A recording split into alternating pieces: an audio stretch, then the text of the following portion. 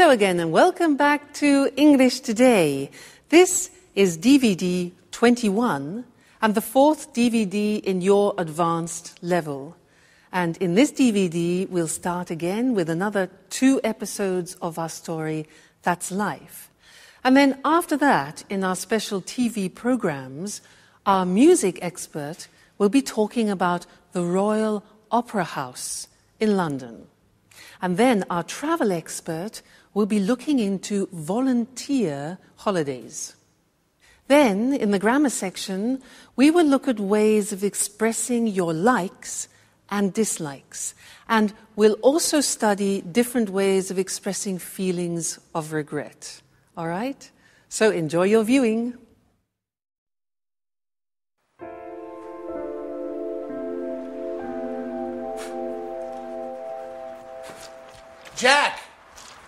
Jack, I was waiting for you. Have you got a minute? Sure, Edward. What's up? You want to put some muscles in your film? Oh, Jack, you're quite a joker. I need some advice about a rather delicate matter. Well, it's about women. Oh, well, then you've come to the right person when it comes to women. In all modesty, I'm sort of an expert. Go ahead, shoot. But make it fast. I have to get to the gym. Oh, well, don't worry. It's like this. If a woman lets you mysteriously know that she's keen on you, and if you didn't expect it, but then you find that you don't mind the gesture, in fact, because of this, you find that you are becoming fond of her. And if she acts as if nothing has happened... Whoa, Edward. What are you getting at? I don't understand it. Is this a new idea for a film? Because if it is, you should think about rewriting this script. It seems very convoluted to me. Jack, stop joking. It's a serious matter. I just don't know how to behave. I can't stand this situation. Well, okay. Let's take this from the top. So, a woman goes for you. However, she doesn't do it openly. But then she pretends as if nothing has happened.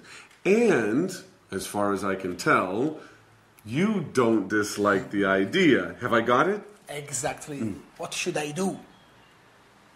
Well, the fact, her behavior leads me to believe that she's fond of games. So, use that. Play the mysterious man. And then surprise her with something special. You know, like take her out to dinner, or write her a poem, or send her some red roses. Women really go for that kind of thing. Really? I got an idea. I'd really like to meet this mysterious woman. What she sees in him is beyond me.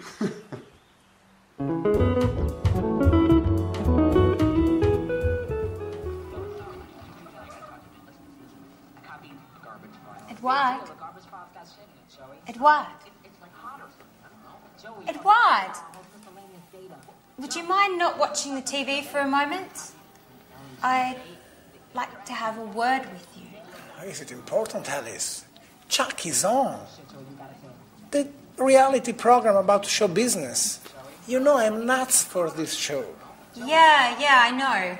It's about the only thing you go for.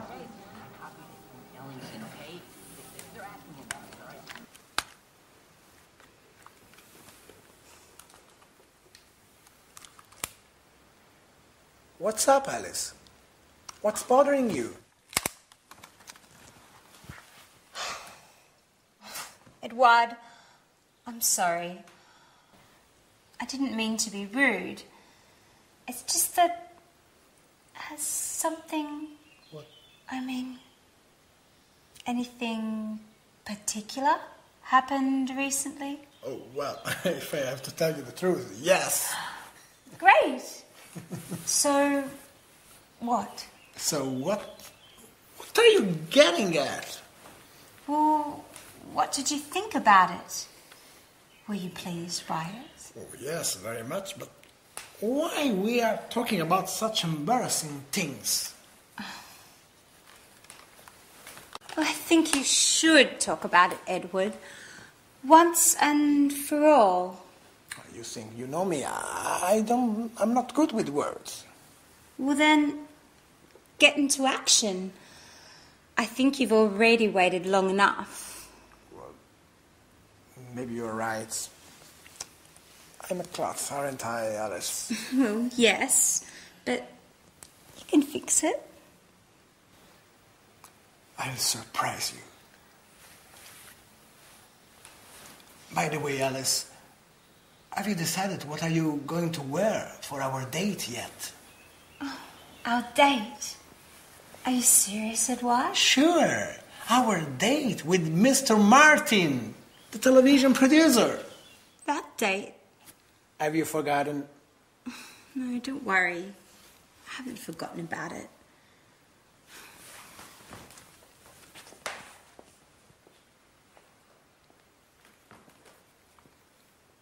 He's way behind. No one jumps for the ball, no one calls for the ball. Carney's slightly out of position, just snaps the ball and scores.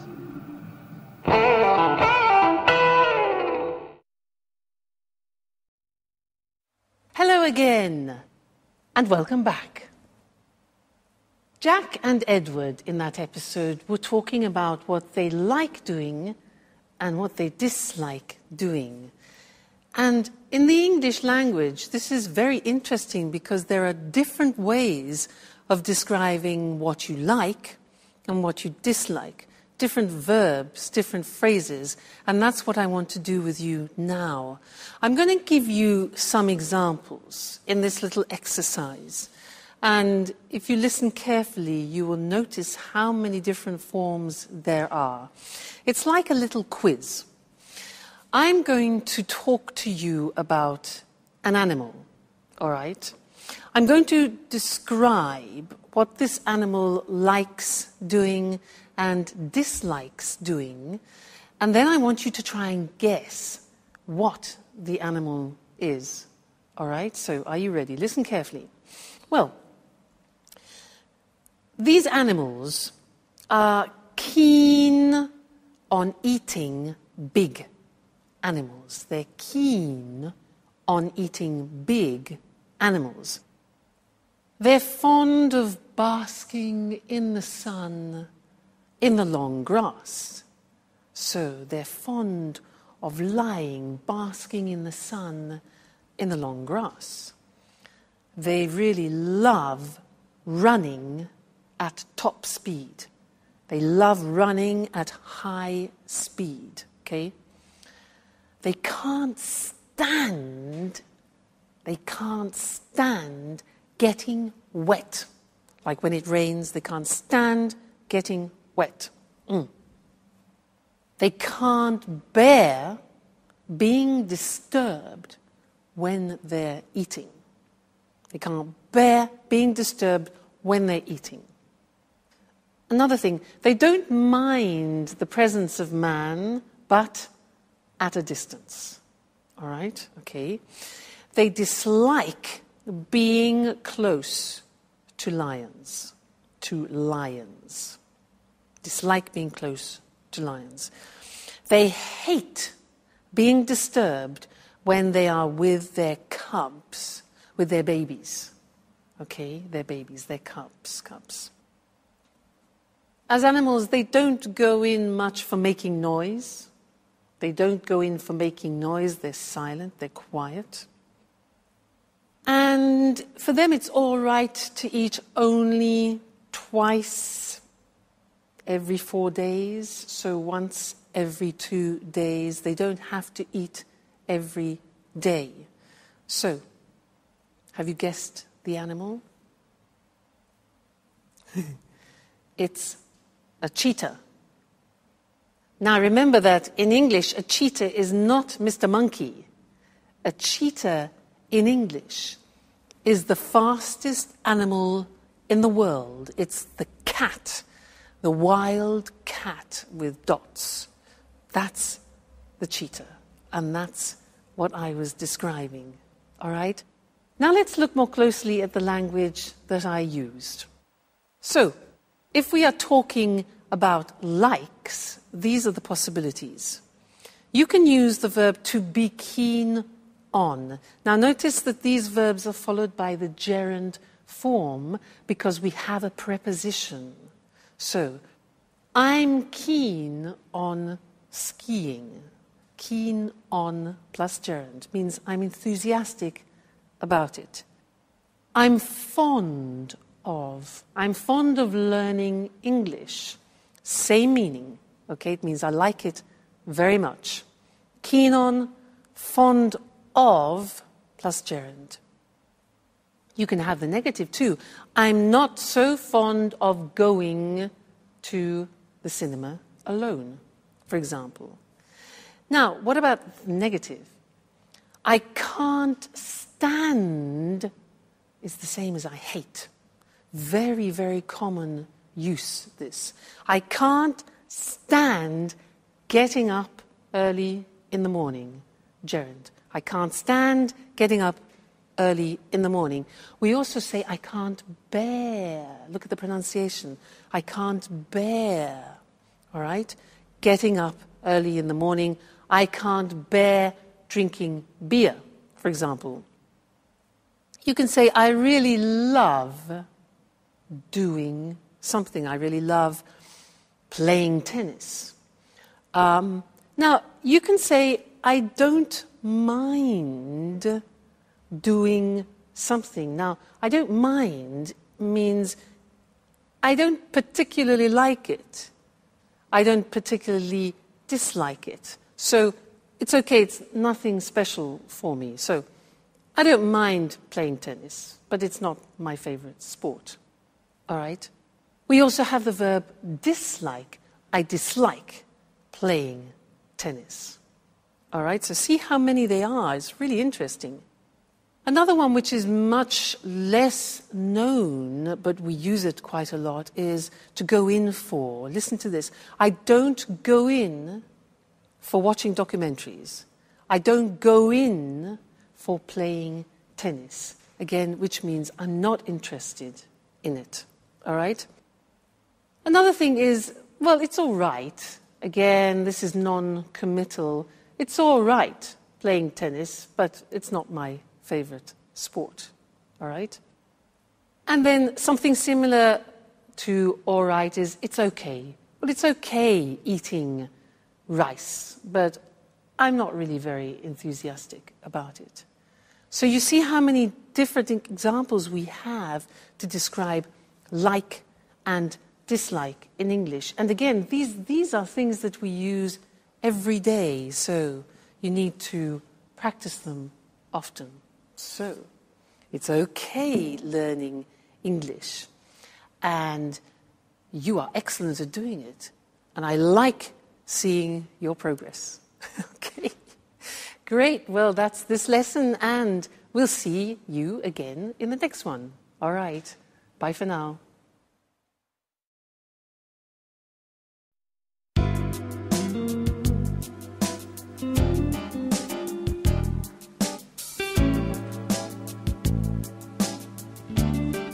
Great. This spot should work well. Maybe here would be better. And I'll put the card here, next to this. Let's give it a quick once over again.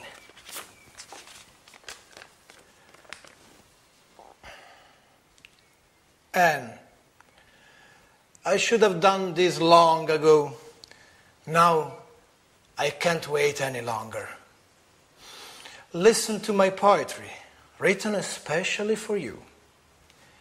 You are perfume, the color of all flowers, the breath and scent of the sea, the warming strength of the sun. You, the shining star that lights my life. Who knows if she'll like it? What about these roses? Will she like them? And what if she makes fun of me? Perhaps I shouldn't have listened to Jack, but of course. It makes no sense to go on as if nothing has happened. Somebody has to take the first step. I'll await you tomorrow night here in the living room. When everyone is asleep, we'll be able to be alone. Finally. Alone. Okay, that is done. There's nothing more to do now but wait. Anne will be home soon. Thank God Alice won't be here at least for 2 hours. And Jack is at the gym. Yes, I calculate everything perfectly. Now it's time for me to leave as well. I don't want Anne to see me here. Here she is. It's time to go. Excellent. Great, Edward. The moment of truth approaches. They'll never call me an amateur again. Right, fine. Bye-bye. Oh, is the door open? Bloody cat's coming. Oh, what are these? For me? Oh, they're beautiful. I wonder who sent them. Oh, what poetry. Who could have written it?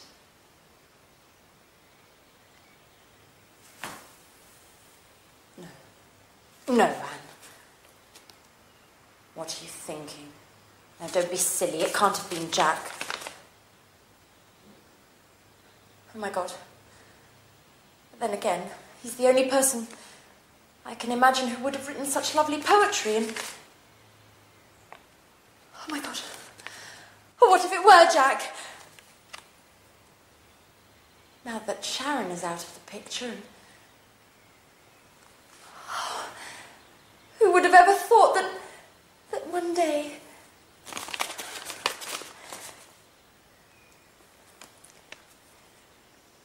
Oh, Jack.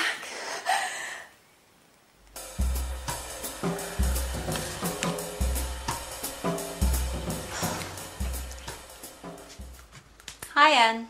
Hi, Alice. My, aren't we feeling chirpy today? Yes, we are feeling chirpy. I've just received a mysterious and completely unexpected surprise. So, what is it? What's all the suspense for? Oh, I'm sorry, Alice.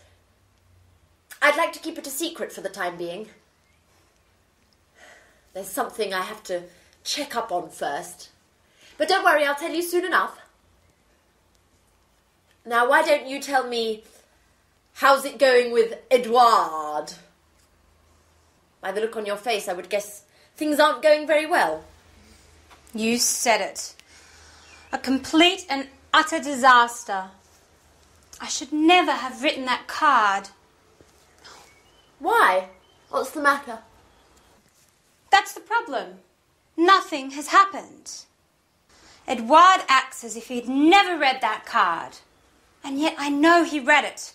I'm absolutely certain of it. Why are you so sure? Well, he told me in no uncertain terms.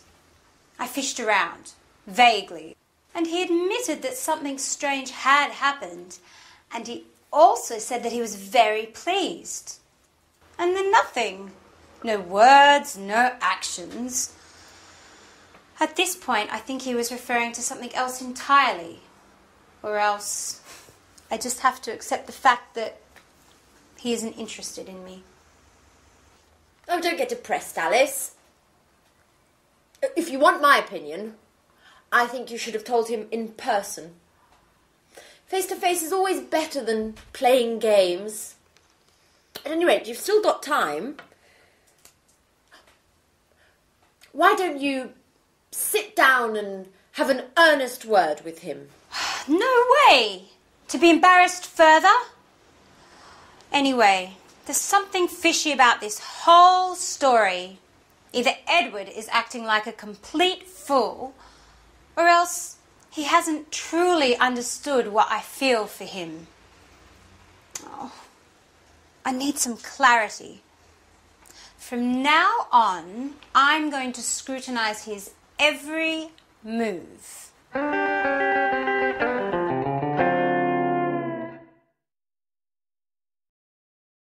Hi again and welcome back for some more English language. Did you hear Alice talking about her regrets? Do you know that regrets, when you do something you wish you hadn't done, that's a regret?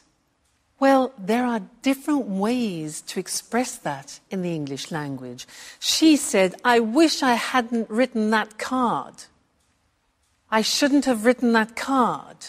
That's another possibility. There are, in fact, 3 possibilities in English of expressing regret. And I want to look at those with you. Because they're quite complicated, let's do it together on the screen, all right? Now, the first example is with should. Now, you know should. Should we use, for example, you should rest when you give advice. But if we put it into a past form, we use it to express regret. So the grammatical structure is should plus the infinitive have plus the past participle. So an example is, imagine, it's raining. I haven't got my umbrella and you want to express a regret. So you could say, I should have brought my umbrella. You see, should, infinitive have, plus the past participle, bring, brought, brought. So you say, oh, damn, I should have brought my umbrella with me. So that's one example of expressing regret using should have brought. The second example is with wish. So it's raining and you think, oh, damn, I wish. Now, the grammatical form is I wish I had brought. That is the past perfect. Had is the auxiliary of have in the past, then the past participle. So, I wish I had brought my umbrella with me. So, I should have brought. I wish I had brought. And the last one is very similar to wish. It's if only I had brought my umbrella with me. So there again we have if only followed by the past perfect. If only I had brought my umbrella with me. All right? So 3 forms of expressing regrets. Let's practice. Situation. I've got sunstroke. My face is burning because I've been on the beach all day. Regrets could be, I shouldn't have stayed in the sun so long. Shouldn't have stayed. I wish I hadn't stayed in the sun so long. If only I hadn't stayed. Get the idea? Yeah? Good. Next situation. My car has broken down again. It's stopped. My car's broken down again. Regret. I should have taken it to the mechanics. I should have taken it to the mechanic earlier for a checkup. Or, I wish I had taken it. You see, you can use one of the 3 forms, exactly the same meaning. All right? Great. Next one, I'm completely lost. Situation, I am completely lost. Regret. I wish I had brought a map with me. I wish I had brought a map with me.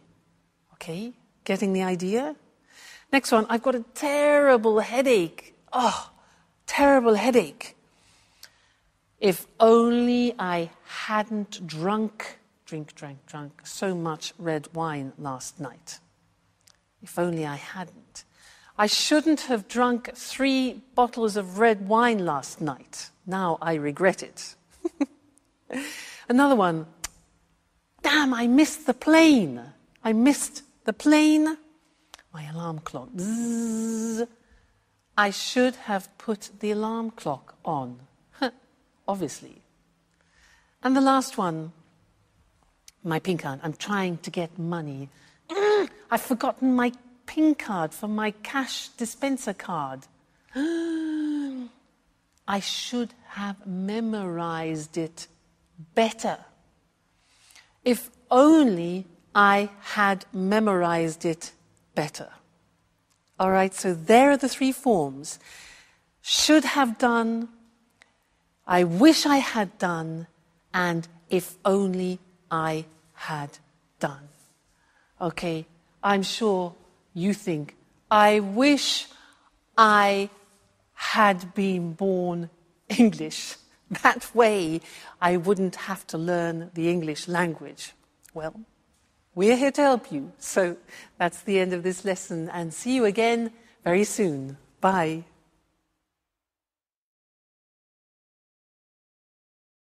Hello and welcome to this week's edition of Music World. And of course, welcome to our music expert, Tony Moore. Hello, Lucy. And good morning to all our music fans. A great cultural icon with a very difficult recent history. A popular TV programme broadcasting these problems to a whole nation. And today, great performances to packed houses. I'm talking about the Royal Opera House at Covent Garden in London. The theatre dates back to 1732, but recently it's become more famous than ever. What exactly has been happening at the Royal Opera, Tony? Well, everything started with the restoration work that was begun in 1995. This work is now being completed, and we have the modern performance space that it is today. I can't see any trouble there. Sure. But the restoration work was partly funded by the National Lottery. What do you mean, partly funded? How much money came from the lottery? The lottery gave £58.5 million towards the work. Quite a lot of money. Remind me how the lottery works. Lottery tickets cost £1 and are sold all over the country. And there's a big draw once a week. OK, so the Royal Opera House received £58.5 million from the lottery. What happened next? The restoration work was completed in 1999. Tony Blair's Labour government had given the Royal Opera this lottery money on condition that it made opera less elitist in the future by keeping some of its seats reasonably priced for citizens earning an average wage. Did they do that? Yes. But let's not rush things.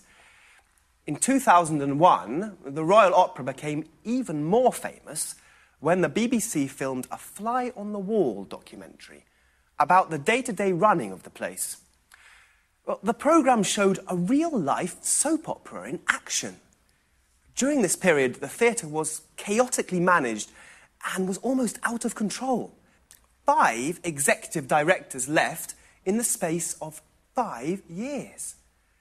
There was ongoing conflict between management and employees, and the Royal Opera suddenly found itself at the centre of a political debate about the funding of the arts in the UK. Many people asked whether opera wasn't too elitist an art form to receive funding from the government. Why? Is the running of the Royal Opera completely funded by the government? No. But it does rely in part on the government. 31% of its funds come from government subsidies. Today, corporate sponsorship is becoming more important. In 2006, this amounted to nearly £16 million. Of course, the rest of the funds come from ticket sales. I see. And then, how does the story end? The BBC documentary programme was a great success. It had a huge audience. The TV project wasn't so successful for the Royal Opera management, as it entered a period of financial crisis. And there was an enormous amount of criticism because of the high costs of the renovation work, and because of the BBC TV documentary, which showed that the place was managed very, very badly. And today? Well, after so many years of difficult times, the Royal Opera is newsworthy simply because it isn't. For the last 5 years, the Royal Opera has been putting on successful operas and ballets. It's been doing a fine job. What's more, the Opera House has kept its promise. Now, it's attracting new audiences to listen to opera, and some of the seats are reasonably priced. So how much do tickets cost? The top price for a performance is usually £180, but half of the seats cost £50 or less, while the cheaper seats cost less than £10. Of course, they're not very close to the stage, but they are the cheapest grand opera seats in Europe. On an average evening, 48% of the audience is watching its first opera. So, a wider range of people are watching opera now in London. Oh, that's right. After a very difficult period, the Royal Opera is now running smoothly. Another soap opera with a happy ending. So, thanks, Tony, and Thanks. goodbye. Goodbye. And goodbye to all our music fans. So, the Royal Opera House, a cultural icon with a difficult history. A cultural icon is a famous symbol for one of the arts, music, writing or painting. But today it puts on performances to packed houses. Remember, the phrasal verb to put on means to organise and perform. A packed house is a theatre with every seat sold out. We say a place is packed when it's full of people. The restoration work that started in 1995 was partly funded by the National Lottery.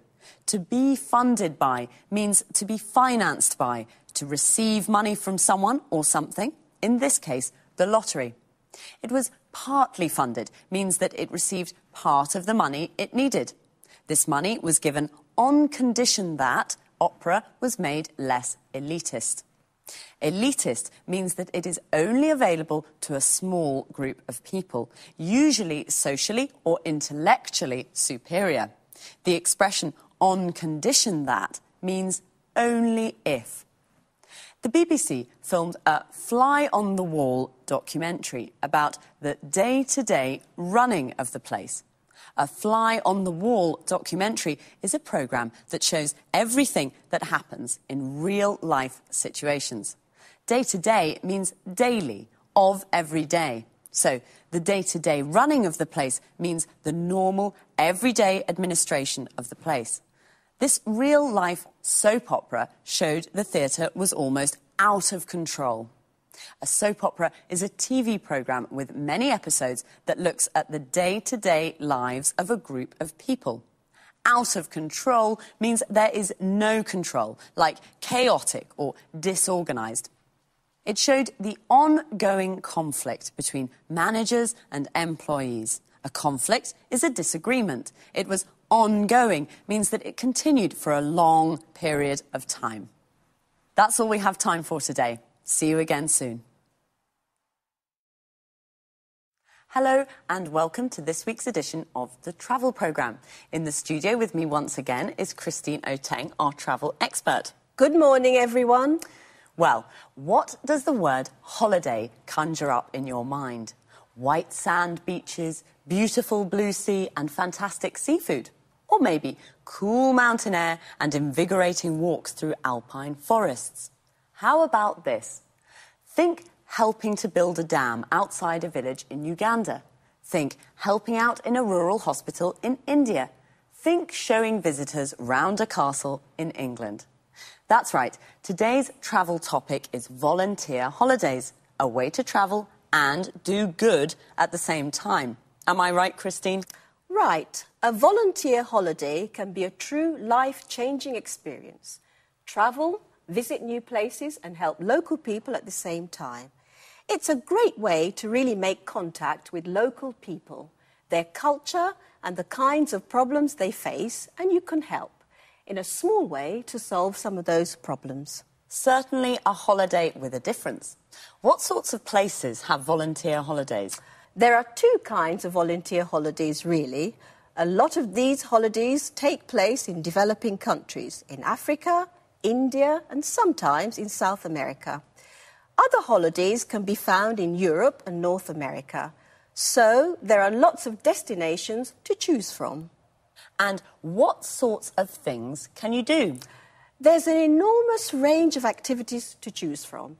In the developing world, a lot of the work is based around helping on infrastructure projects, so you may help to dig a new well or build a new footbridge or perhaps a children's playground.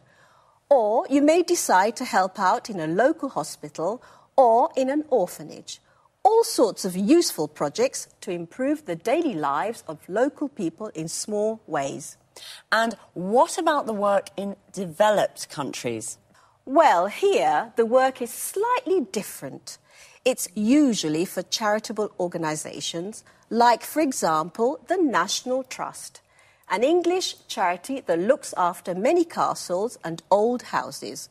It also owns many areas of beautiful countryside. Anyway, it's possible to do lots of interesting things for the National Trust. What, for example? As you mentioned earlier, helping to show tourists round a castle in the summer, there is a beautiful 15th century castle on an island off the north-east coast of England, Lindisfarne Castle. Well, they're looking for a couple to do this job for a fortnight. OK, I'll think about that. But do you have to pay for these activities? Yes, of course you have to pay. Volunteer holidays in developing countries tend to cost more because travel costs are higher and some of your money will go to help the local community. In this way, you help poor people twice. Just one question, Christine. During volunteer holidays, do you have to work all the time? Well, usually there's a split between volunteer work and sightseeing. For example, during a fortnight's holiday to Africa, you may spend the first week on your volunteer work and the second week visiting game reserves, relaxing, shopping.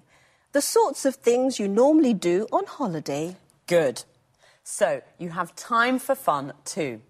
OK, everyone, the next time you're trying to decide where to go on holiday, forget the beaches, forget the mountains, and start thinking about leaving your comfort zone for Africa or the English countryside. Thanks, Christine, for that fascinating information. Goodbye. And, of course, goodbye to all travellers. Well, what does the word holiday conjure up in your mind? What does it conjure up? Means, what does it make you think of? What do you imagine when you hear the word holiday? A volunteer holiday can be a life-changing experience. A life-changing experience means it changes your life. There are two kinds of volunteer holidays, in developing countries and in developed countries. A developing country is a country with a low level of economic activity and low standards of living, like India and Africa. All these countries together are called the developing world. European countries are developed countries. There are lots of destinations to choose from. There are lots to choose from means that there is a big selection. There are lots of activities to choose from. You can help on an infrastructure project, a project that involves building or construction. You can help to build a footbridge, a bridge for people to cross on foot. You can help out in an orphanage. An orphanage is a home for children who have lost their parents. Notice how we say help to do something, help on a project, and help out in a place. You could also work for a charitable organisation in a developed country. A charitable organisation is an organisation whose aim is not to make a profit, but to help people in need. For example, you could spend a fortnight showing tourists around a castle in England. A fortnight is a period of 14 days. They're looking for a couple to do this job. A couple is two people, usually a man and a woman who are married or in a relationship together. OK, well, that's all for this week, so take care and study hard.